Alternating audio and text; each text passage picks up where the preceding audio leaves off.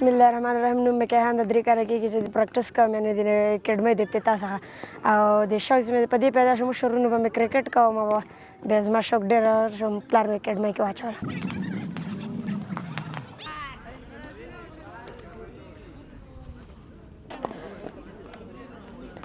یو مې ورور ده، یو مې پلار ده، یو مې کاکا. ما ډېر زیات تشویق کوي.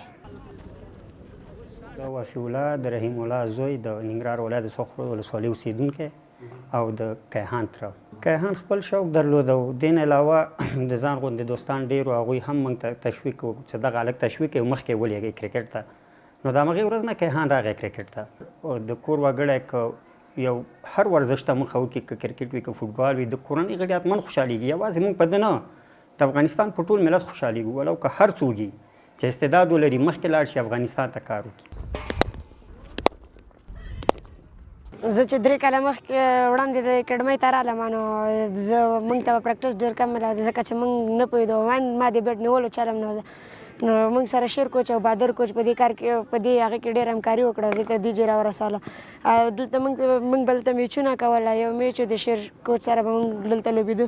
هغې میچ کې ما ځان ثابت کړ، زه 16 ته معرفي کړم او هلته ما ښه پرفارم وکړ.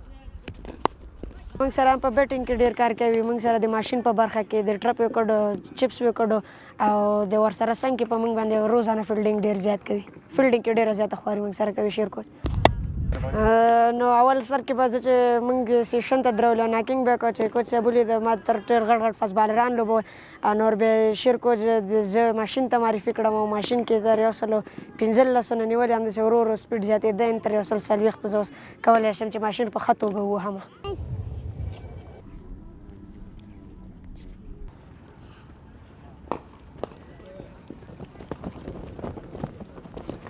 زما نوم محمد علي بادر ده او تقریبا 4 کاله کېږي چې دلته زه خپل د کوچینګ دنده کوم. تقریبا داسې یو 3 کاله کېږي چې کیهان دلته موږ سره ده.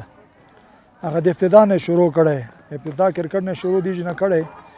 نو که درته ووایم چې یو په ټول افغانستان کې د یو بهترین لوبغاړی دی، خپل د سند بهترین لوبغاړی ده، دروغجن به سم درته، یعنې د خپل د عمر نه زیات کرکټ زده کړی.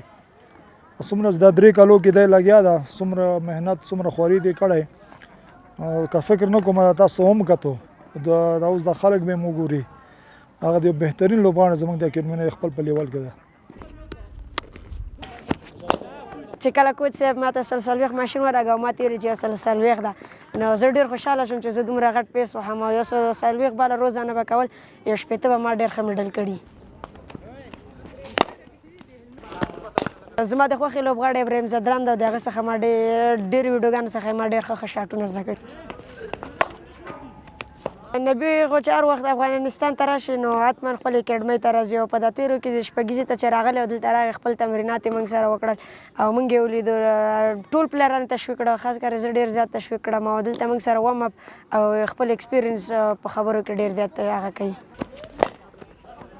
انشاءالله په دې راتلونکي 15 کالو کې به زه انډر 19 کوم او خواري به مې دی چې د دې نه مخکې ما انډر 19 وکړم، خپل ځان د نیشنل ټیم هغه ته ورسوم او د افغانستان ته ډېره ښه نمایندګي ولرم. د ژوند جالبه خاطره مې دا ده چې دلته په میچ کې خپلو همزولو منځ کې ما 9 نوي کړي ول او یو رنز پاتې او ما چې خپله سینچري ترسره کړه. د ژوند جالبه خاطره مې دا ده.